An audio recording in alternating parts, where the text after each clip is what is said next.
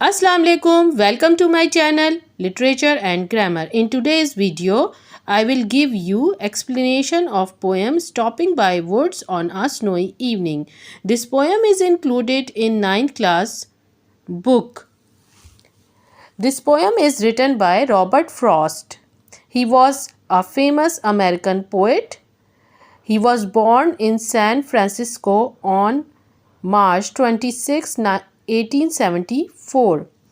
Robert Frost एक अमरीकी शायर था जो कि सैन फ्रांसिस्को में 26 मार्च 1874 में पैदा हुआ.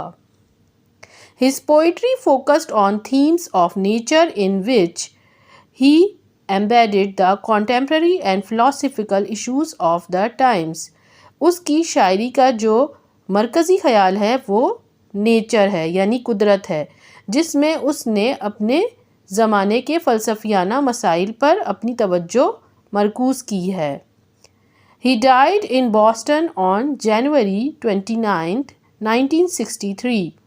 वो 29 जनवरी 1963 को अमेरिका के शहर बॉस्टन में इंतकाल कर गया.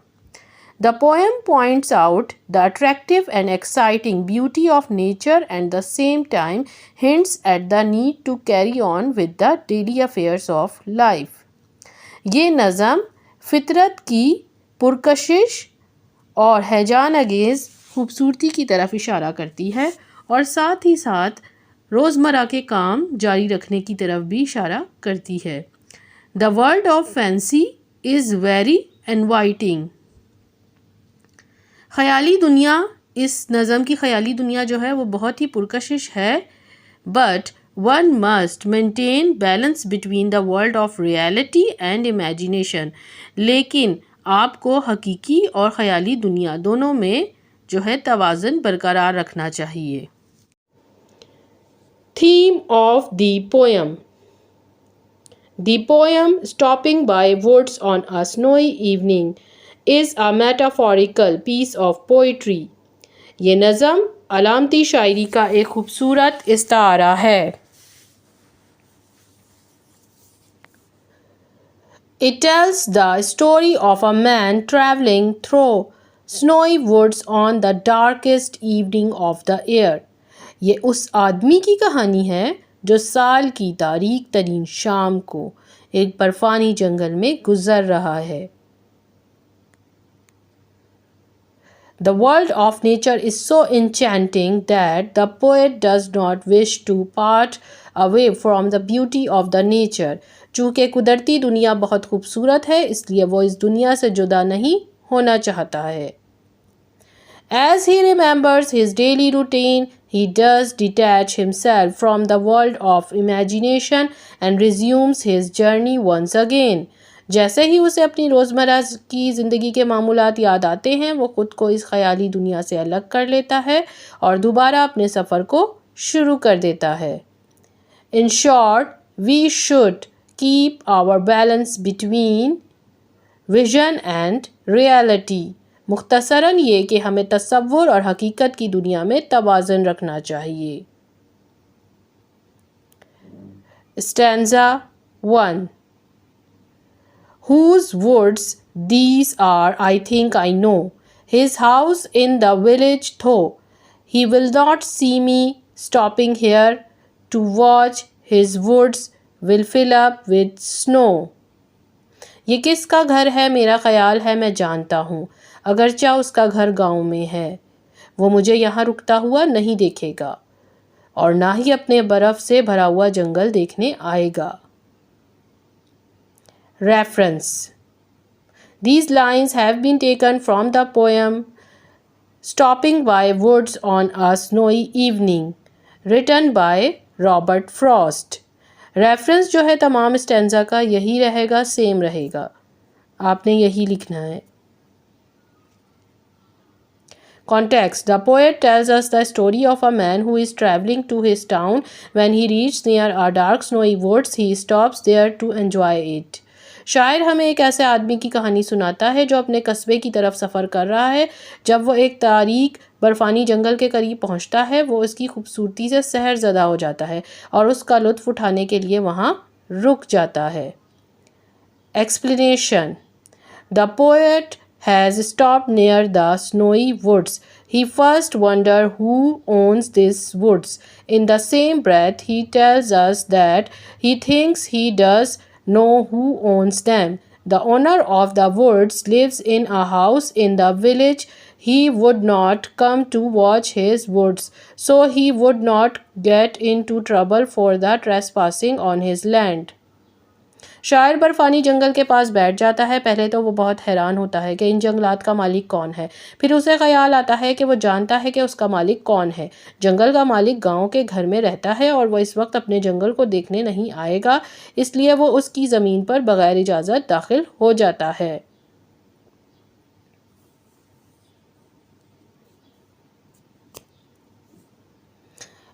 Stanza 2. My little horse must think it queer to stop without a farmhouse near, between the woods and frozen lake, the darkest evening of the year. मेरे छोटे से घोड़े को बड़ा अजीब लगता है जंगल के पास फार्म हाउस के बगैर रुकना, जंगल और मुंजमद झील के दरमियान साल की तारीक तरीन शाम को। Context: the poet is not alone, his little horse is with him. He psychoanalyzes his little horse and guesses he is saying something to him.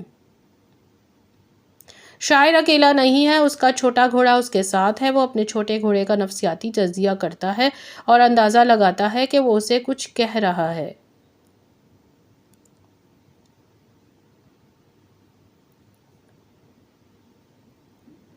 Explanation: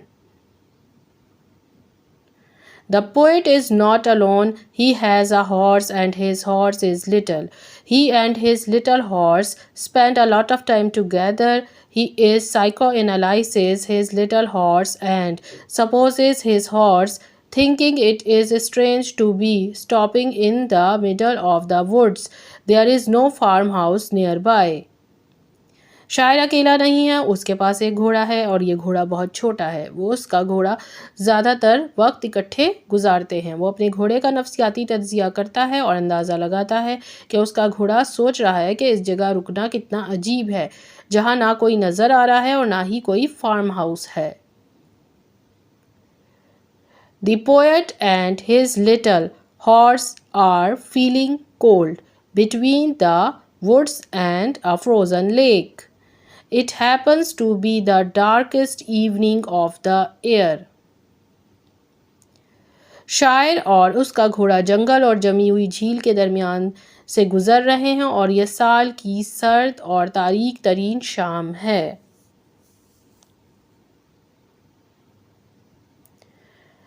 Stanza 3.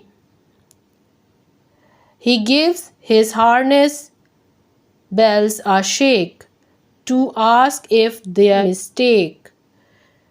The only other sounds the sweep to easy wind and downy flake. वो अपनी घंटियों को ज़ोर से हिलाता है, ये पूछने के लिए कि यहाँ रुकना हमारी कोई गलती तो नहीं है और आने वाली मज़ीद आवाज़ें तो बस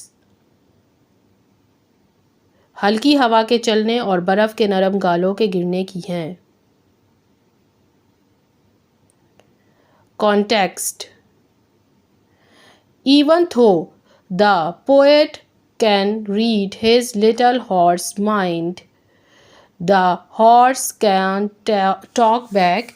He chooses the option of shaking his harness bells to get his attention. अगरचा शायर अपने छोटे घोड़े के जहन को पढ़ सकता है, लेकिन घोड़ा जवाबी गुफ्तगू नहीं कर सकता है। वो अपने मालिक की तवज्जो हासिल करने के लिए अपनी घंटियों को झटका देकर बजाने का इंतखाब करता है। Explanation: The horse cannot stand in chill anymore and is losing its spirit. Even though the poet can read his little horse mind, the horse cannot express his feelings. He has some harness bells on his back and gives them a little shake in order to ask his master if there is a problem. They stopped here. घोड़ा मज़ीद सर्दी में ज़्यादा देर तक खड़ा नहीं रह सकता और हिम्मत हार रहा है। अगरचे शायर अपने छोटे घोड़े के जहन को पढ़ सकता है, लेकिन घोड़ा अपने जज्बात का इजहार नहीं कर सकता। उसकी कमर पर कुछ घंटियां बंधी हुई हैं। वो इन्हें हिला के अपने मालिक से पूछता है कि आया कुछ गलत तो नहीं हो रहा। In addition to the sound of harness bells, the only other sound are of a slight wind and of falling snow. इन घंटियों की आवाज़ के अलावा सिर्फ दूसरी आवाज़ें हल्की हवा के चलने और बर्फ़ के गिरने की है। Stanza 4। The woods are lovely dark and deep, but I have promises to keep and miles to go before I sleep, and miles to go before I sleep. जंगल दिलकश, तारीक और वसी है, लेकिन मुझे तो वादों को निभाना है और मुझे सोने से पहले मीलों दूर जाना है, और मुझे सोने से पहले मीलों दूर जाना है। Context. The poet is deeply fascinated by the natural beauty of the woods. These lovely, dark and deep woods attract him so much, but he has much more important business to do. He has to go a long way before taking rest. शायर जंगल के कुदरती हुस्न से पूरी तरह मसहूर हो चुका है। ये खूबसूरत, तारीक और गहरा जंगल उसे अपनी जानिब खींच रहा है, लेकिन उसके पास करने के लिए ज़्यादा अहम काम है। उसे सोने से पहले मीलों दूर का सफ़र तय करना है।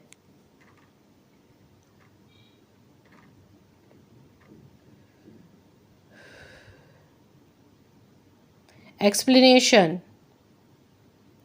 The poet admits to have a great passion for the dark beauty snowy woods, but he tells us he has got things to do, people to see and places to go.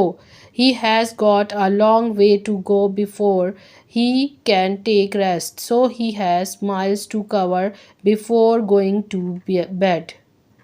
शायर मानता है कि वो तारीख खूबसूरत बर्फ़ानी जंगल को बहुत पसंद करता है, लेकिन वो हमें बताता है कि उसे आराम करने से पहले बहुत से काम करने हैं, लोगों से मिलना है, कई जगहों पर जाना है, सोने से पहले मीलों दूर का सफ़र तय करना है।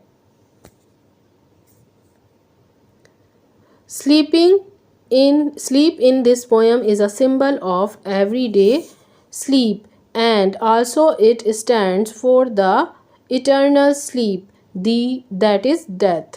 The poem is an excellent and beautiful piece of poetry. It is no less than a symbolic masterpiece. इस नज़म में नींद रोज़मर्रा की नींद की अलामत है और इसे अब्दी नींद भी कह सकते हैं, जो कि मौत है। ये नज़म आला और ख़ूबसूरत शायरी का एक नमूना है। ये किसी सूरत भी एक अलामती शाहकार से कम नहीं है।